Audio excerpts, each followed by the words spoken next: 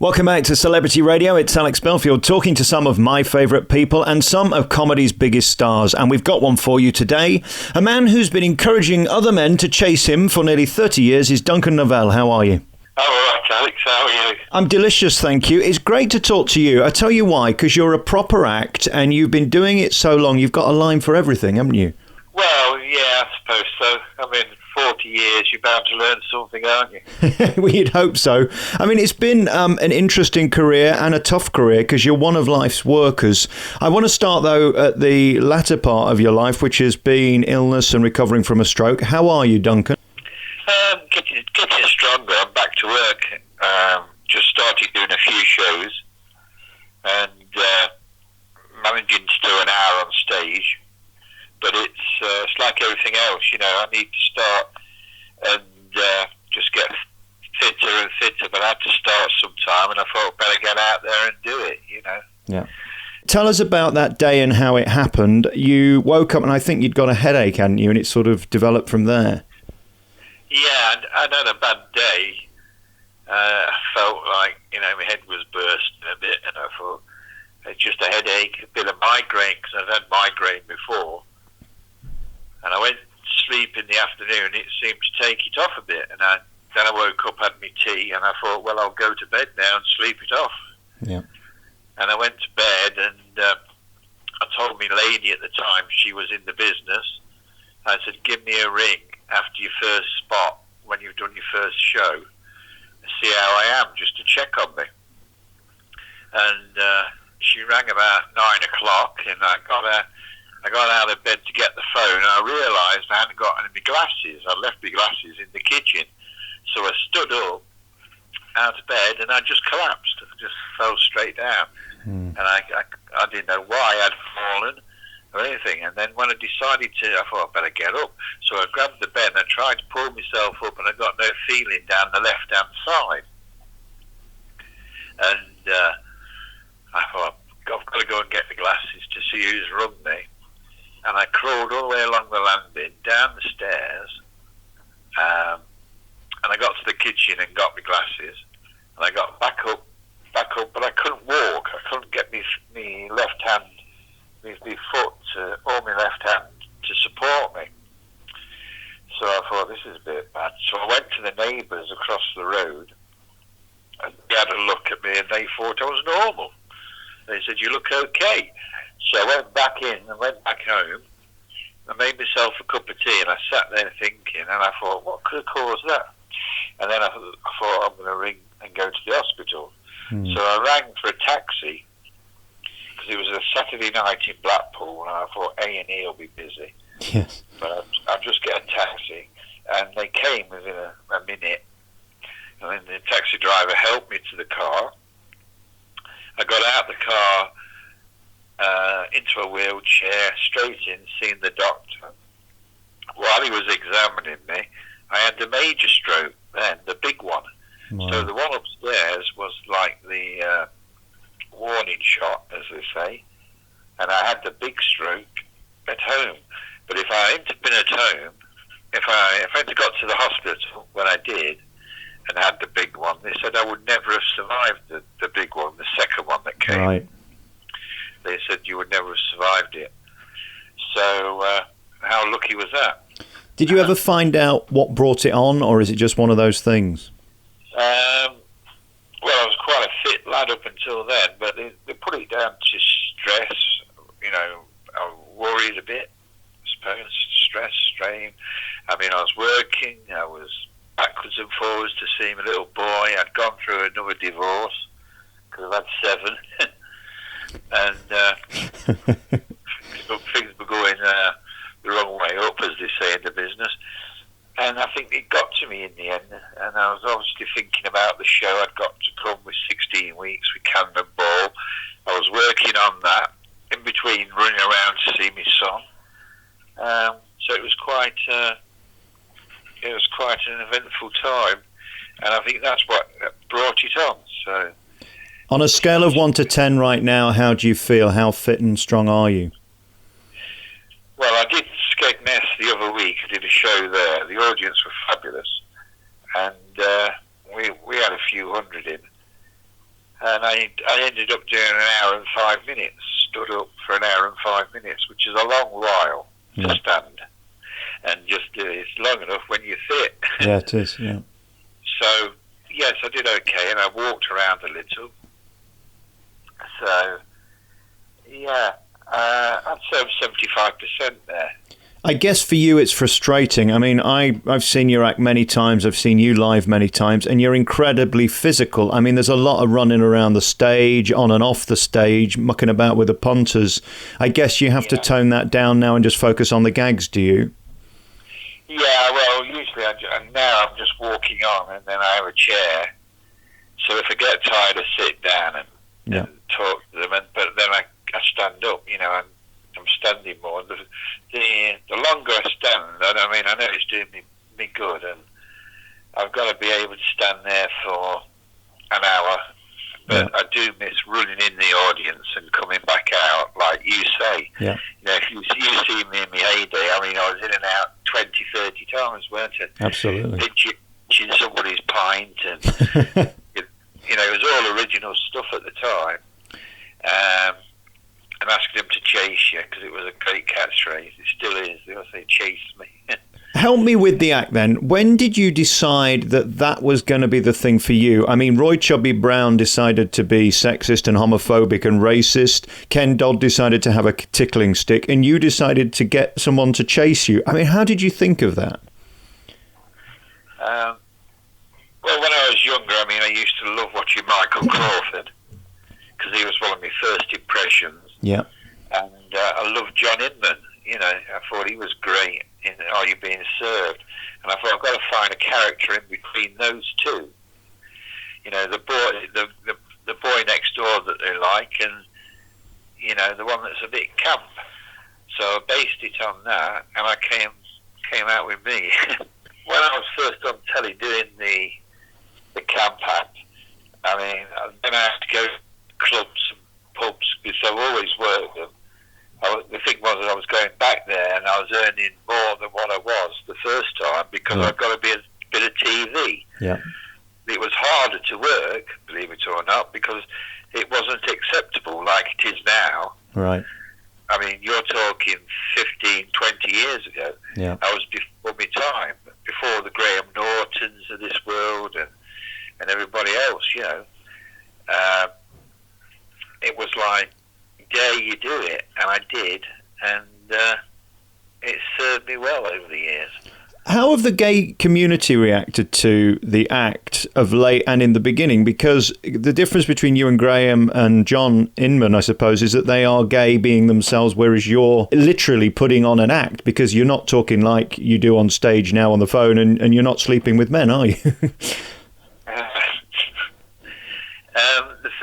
The thing is, I suppose it's because I do it in a nice way and not in your face so much. I mean, I think Graham Norton spit in your face, and Julian Clary is, personally. I mean, you ask gay people, they don't like to be perceived like that. You know, they don't like the way they are. Gay people don't act like Graham Norton. They're quite reserved people, you know. And I think because I go on, and most of the jokes are based on myself. Yeah. If I go on and I'm big, it's always about my sister or my brother. Yeah. Or something else. You know, I'm not picking on anything else but myself. You know, I'll say, my sister married a funny fella the other day. You know, she didn't know until the wedding night. She took all her clothes off and jumped into bed. Hmm. He took all his off, put hers on, and disappeared. You know.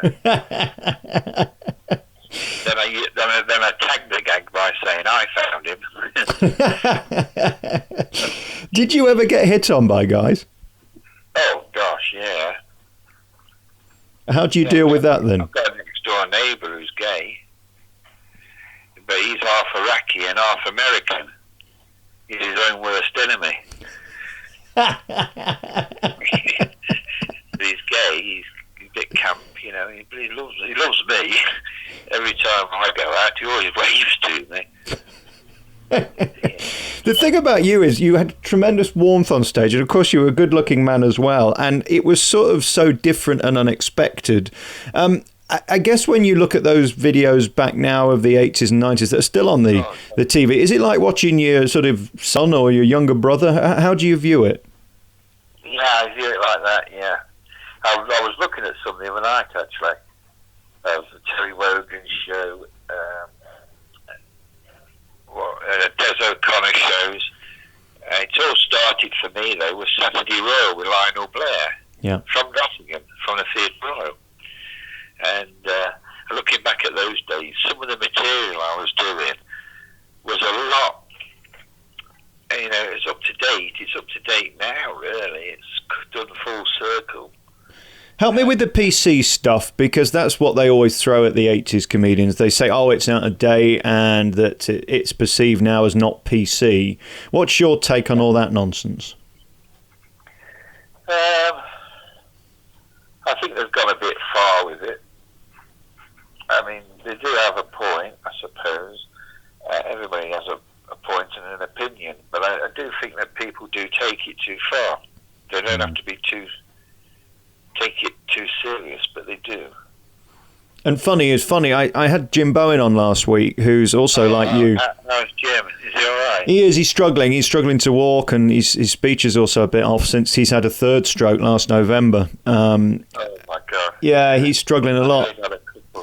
I know he'd had a couple of strokes, yeah. But he was saying, one of the frustrating things about the business is that you do these jokes which are jokes, and now they're deemed non-PC. But when Ricky Gervais does them and people like that, they do them ironically, so it's okay. There is a double standard, isn't there, with the new comedians and the sort of variety comedians? Yeah, I think so. I mean, the new line of comics, do get away a lot more with their material than the what shall we say, mainstream comics like myself. Yeah, they do get away with a lot more. But I mean, I just think there's room for every kind of comedy as long as it's funny. Yeah, I love what you do because there's a gag to all of it. There's a punchline. They don't seem to do that very much anymore, do they? No, I mean they talk about observational comedy. Well, I can't really go on a stage and talk about a hairdryer for an hour, I mean, I want the fellas to be going out of there saying, oh, I've got to tell me mate that one tonight in the pub, Yeah. I've got to do that. And they're easier for them to remember. They don't have to stand there and take half an hour to get to the punchline. So, I mean, I was brought up with people like Ken Dodd in this world, and the Frank Carsons, and the Les Dawsons, and they were the best comedians in my mind. But there are some great ones out there still. Yeah. Like, if you want to go down the alternate route, you got Lee Evans, who's absolutely unbelievable. I mean, I know his father well, Dave Evans. And Lee works very hard at his material. All the while, he's got something new. Yeah. He's excellent. And, of course, you've got Lee Mack, who I think is hilarious. Yeah, very good. All right, excellent. Let's talk about the days in the clubs at the beginning and then your TV era. You mentioned earlier that you've had 7 divorces, is that right? The last count was about 7. Yeah, 7. That's remarkable. How sexy was your life on a scale of 1 to 10? Because let's face it, most comedians are wolf ugly and you weren't. And you clearly had an affinity with the ladies. Was it an amazing life and career in terms of the ladies and the showbiz of it and the hedonism? Oh, yeah. I mean, I lived in the fast lane, that was it. Yeah. I was never one for the partying. Right. I liked to go do my show and get home, Unless I was in London, then I'd go out and see a bit of the nightlife or Manchester. But I was never one for the big show business parties. No, that didn't interest me. Why is that? Were you intimidated by them, or you just thought they were all nonsense and pointless attending? Yeah, I would say that. I guess when you're a touring comedian, you have infinite opportunities. They were good housekeepers. They come at a price, though, don't they, Duncan? They kept the houses. Yes. I always had this saying in show business, Alex. I said, when I finish a show and I go home, Yeah. and I go through my front door and I walk upstairs and there's a bath running, Yeah. you don't know what that means to me. And then all of a sudden there's a cup of tea put in my hand and a bacon sandwich. Honestly, you don't know what it means to me. And then I get in a bed and the new sheets, and it's lovely and warm. You don't know what that means to me. Do you know what it means to me? Go on. It means I'm in the wrong house.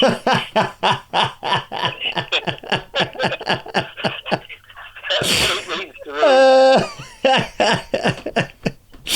Do you know what I love as well is the days of what you did have gone, haven't they? There aren't the clubs, there aren't the theatres, there aren't the summer seasons, there aren't even the pantomimes on the scale that you were doing them. You certainly had the heyday of the variety scene, didn't you? Yeah, I was at the right time for the variety. And now I'm at the wrong time because there's less and less on telly. Yeah.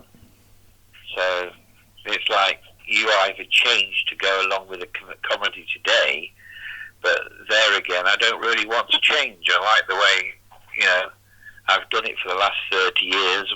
I don't want to change something that's served me well. Have producers and directors said to you in the past, if you drop the camp act or if you do it this way, we'll put you back on telly? Has that been a discussion? No, what a great question that is, because, the passing of Scylla, bless her. Yeah. Well, I was asked about Blind Date.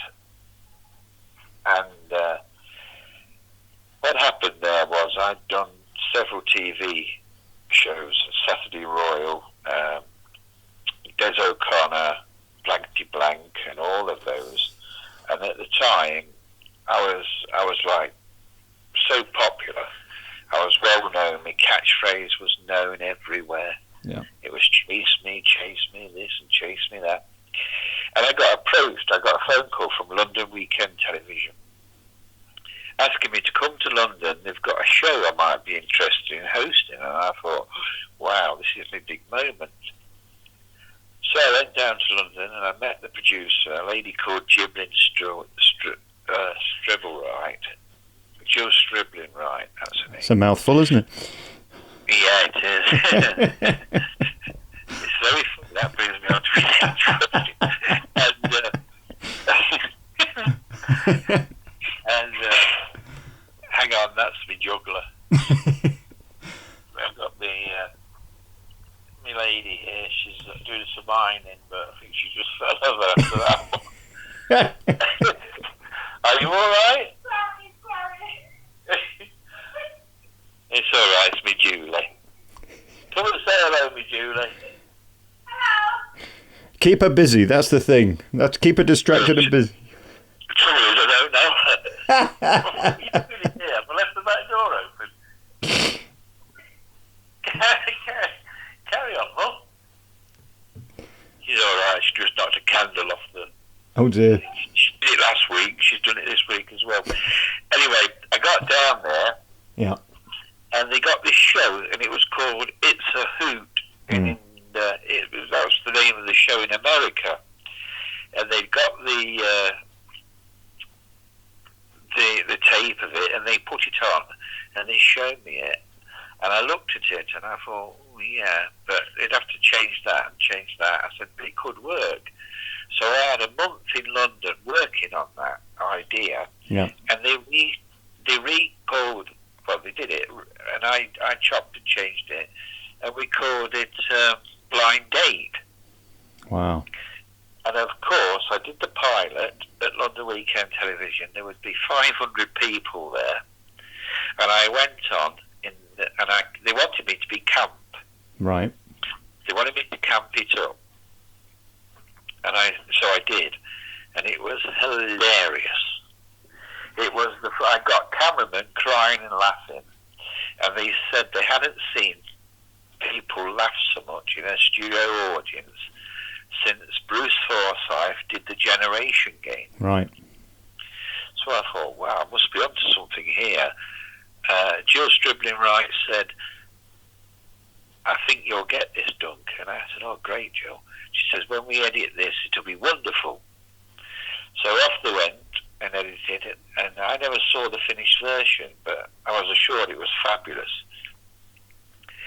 Because I camped it up, how they wanted me to do it, it went to the powers to be, and they thought it was a bit much having a camp host.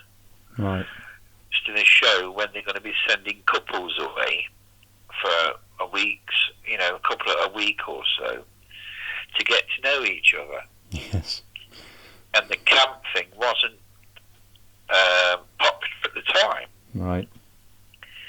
But that made me laugh, because on the pilot show, we sent her to Bournemouth for 2 days, and the Isle of Man for a couple of days. There were none of these exotic holidays that Scylla went on, Right. because they didn't know how much to spend, because they didn't know how popular it was going to be. So the powers to be wouldn't let me do it. Then they said they need more of a motherly figure or a fatherly figure. Right. And Max Slygraves was in the camp for it, and Scylla. And Scylla got it. I mean, she did a great job of it, and it ran for 19 years, and she was fabulous.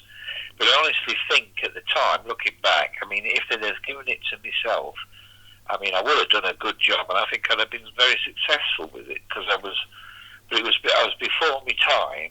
Right. And I think that if anybody was, any papers got hold of the fact that the couple we sent to Barbados last week, he was a bit of a love cheat and all this, and then come and found me, Right. I would probably let the cat out of the bag, where Scylla wouldn't have done. Yes, she's more discreet. Yeah, she's more discreet. I said, well, I knew he was married, He told me. It would have been one of those, wouldn't it? Well, I knew he was gay. I just don't know. All right, help me with this question then. How do you get over the bitterness in show business when you know somebody's had a 20-year career with a show that could have been yours and you didn't get it? You were second in line. I spoke to Joe Pasquale's son, Joe Trishini, last week, and he was second in line to be Harry Potter.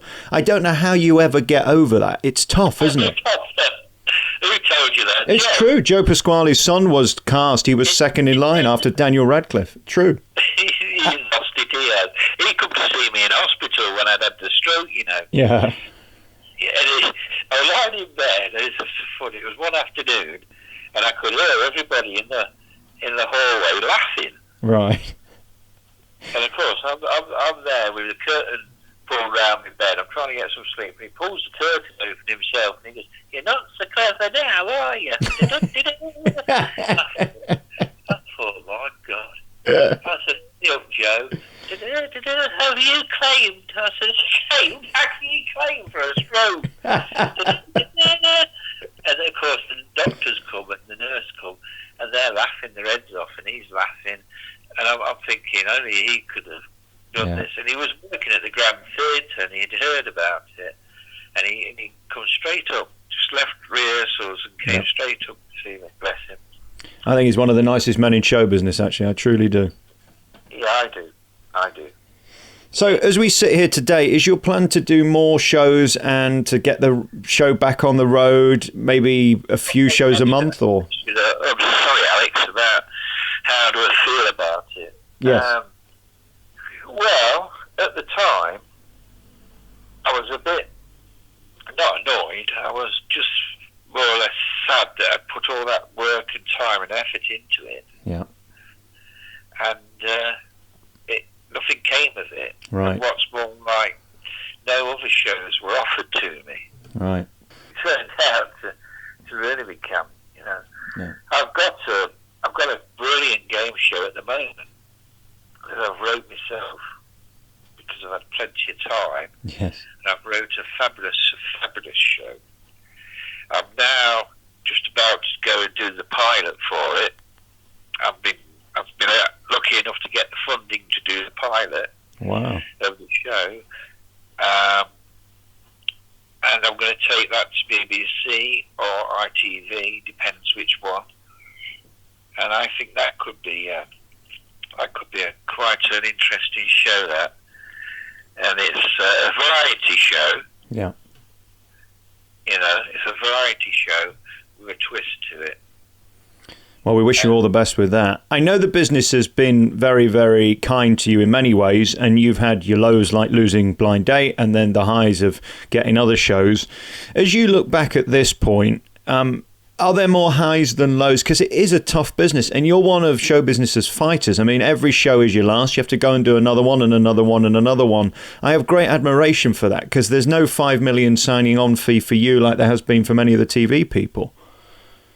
No, I've had to graft for it, Wherever, the thing that telly did for me was to get me better work from out the clubs into theatres. Yeah.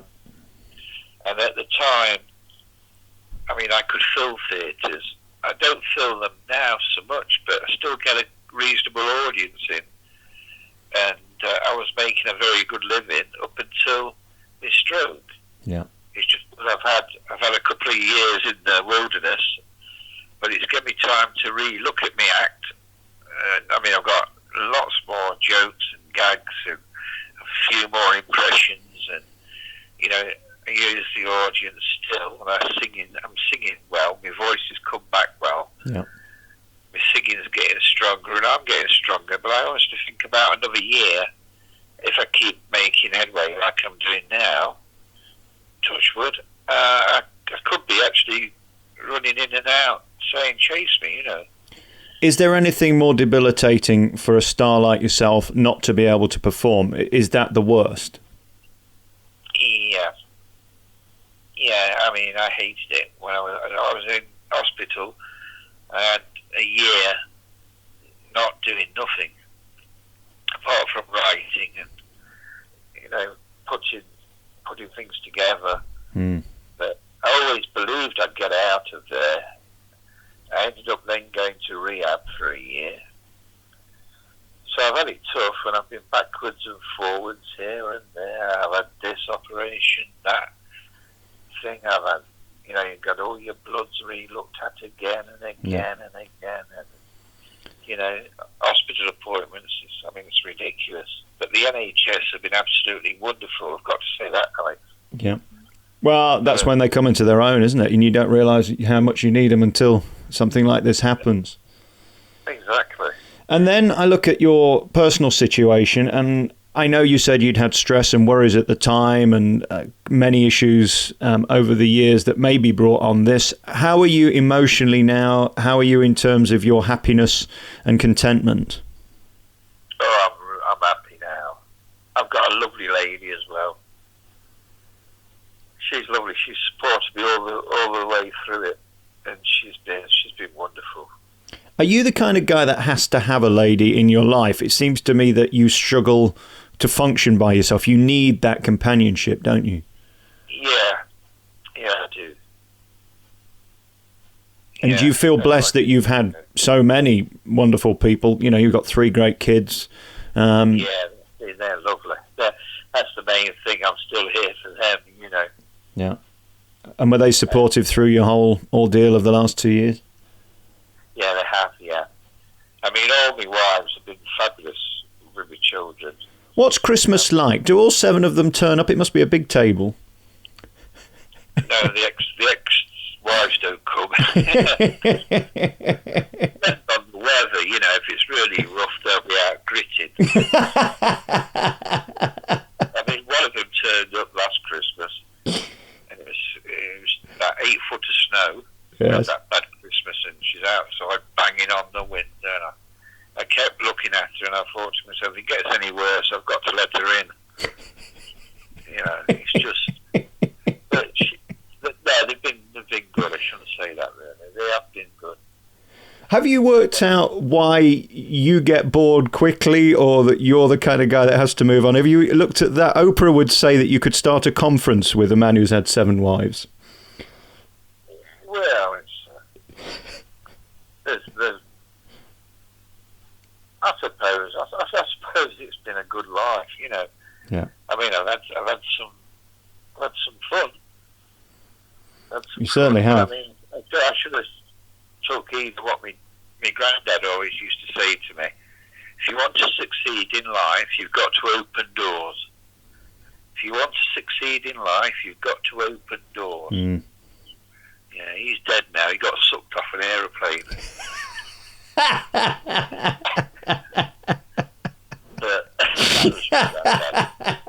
yeah, no. I love that. Duncan, I hope to see you live at some point in the very near future. I know you had that DVD out. I'm not going to talk about it because I know there was a lot of business stuff that went on with that Indie Club stuff. I know it was bought by a TV channel that then sold it on, and I don't know, do you make any money from that DVD? Because it is wonderful and it is a great way of watching your act.